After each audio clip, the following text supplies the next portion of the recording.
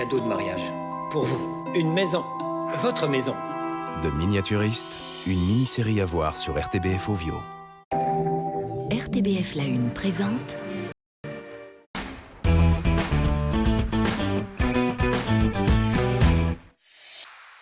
Les compléments alimentaires à base de safran connaissent un véritable succès. Alors, il faut savoir que les ventes sont clairement en hausse. Le safran est un produit naturel qui aurait comme vertu, notamment, la relaxation, le sommeil. On dormirait mieux, on serait plus relax. Mais qu'est-ce que vaut ce produit miracle? Combien coûtent ces gélules? On va voir ça avec Céline Prel. Sur les étagères de nos pharmacies et parapharmacies, il y a de plus en plus de compléments alimentaires à base de safran. Ces dernières années, les ventes ont augmenté. Le safran permettrait d'atténuer le stress, l'anxiété, d'améliorer la qualité du sommeil et le bien-être, des propriétés et un côté naturel qui tire. Pour me relaxer, suite à un cancer pendant une période de chimio, le résultat était bon, oui.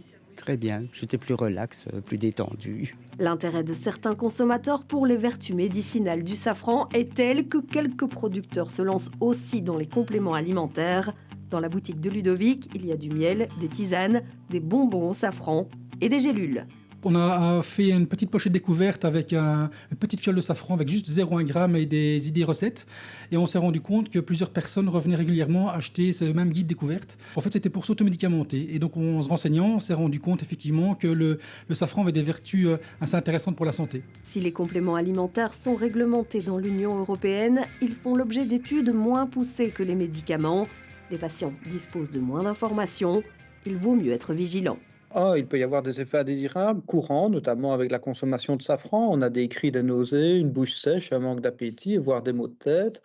Et deux, un complément alimentaire, même si c'est de produits d'origine naturelle, contient un certain nombre de ce qu'on appelle de produits actifs, qui peuvent interagir tant au niveau d'efficacité que de la sécurité d'autres médicaments. Et puis l'or rouge a un coût entre 30 et 35 000 € du kilo pour l'épice. Comptez une quarantaine d'euros en moyenne pour 60 gélules. Comme c'est un complément alimentaire, ce n'est pas remboursé, donc clairement, ça a un coût.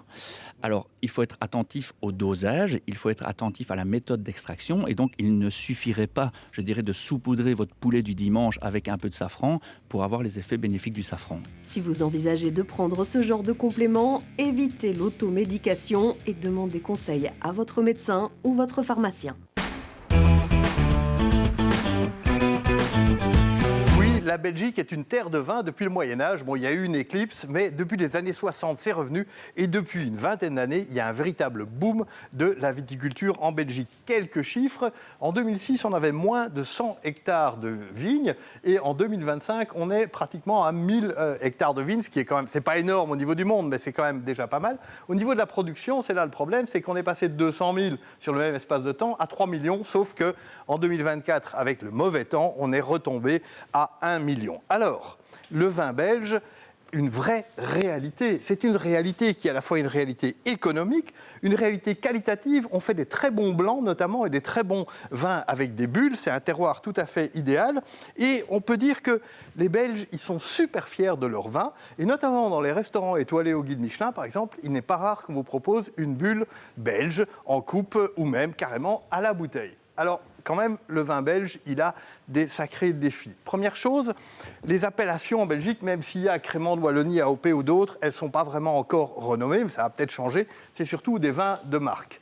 Le problème, c'est de choisir les justes terres, parce qu'il faut un peu de pente, il faut un peu de drainage de l'eau, puisqu'il y a beaucoup de flotte chez nous. Il faut aussi que ces terres soient disponibles. On sait qu'en Belgique, ce n'est pas évident d'avoir des terres agricoles. Et on n'en a pas parlé, mais les aléas climatiques, trop de flotte ou simplement des gelées au mois de mai, c'est vraiment un problème. N'empêche, c'est un vin de niche, le vin belge, c'est un vin qui commence à avoir un vrai succès. On est à peu près à la même surface que le Grand-Duché de Luxembourg, qui est quand même historiquement un grand pays de vin, et surtout, on commence même à en exporter un petit peu.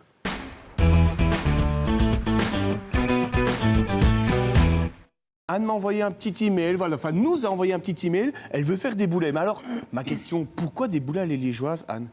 Bon, parce que j'ai 60 ans, je fais des boulettes, mais j'ai jamais fait de boulet liégeois. T'as jamais fait la sauce liégeoise? Jamais. Les amis, très important, on va vraiment faire toute la recette complète. Regardez-moi tous ces ingrédients qui sont là. Du raisin, des oignons, un peu de fromage, du pain avec du lait, et je vous expliquerai pourquoi, de la pamco, beaucoup de haché, et surtout, vous verrez, et ma petite Anne, tu vas voir, beaucoup d'amour. Anne, les boulets, vous êtes en train de les faire. Julien, c'est quoi la recette? Qu'est-ce que vous avez mis dedans exactement? Alors, justement, ce qui est surprenant, c'est que j'ai mis du fromage. Alors, j'ai mis un style d'emmental, d'accord? Oui, ou la mais on meule va du pas se plateau. fâcher avec nos amis liégeois. Mais non, parce que justement, ça va amener le petit truc qui fait la différence. Ça amène du moelleux, du goût, un petit liant avec tout ça. Et moi, j'ai pris du haché de bœuf. Alors, du haché de bœuf, comme ça plaît à tout le monde, le bœuf. Oui, c'est vrai. Là, vous êtes en train de faire quoi? Alors, je singe, qu'on appelle ça. Singer, c'est mettre une petite fine pellicule comme ça de farine autour d'un élément. Et en fait, ça va permettre d'avoir une belle croûte, de maintenir mon boulet ou ma boulette. Et surtout, ça va déjà permettre de lier ma sauce. Parce que souvent, la sauce, elle est un peu trop liquide. Oui. Et la farine est un liant. Les boulets, c'est vraiment la recette que vous adorez, Anne?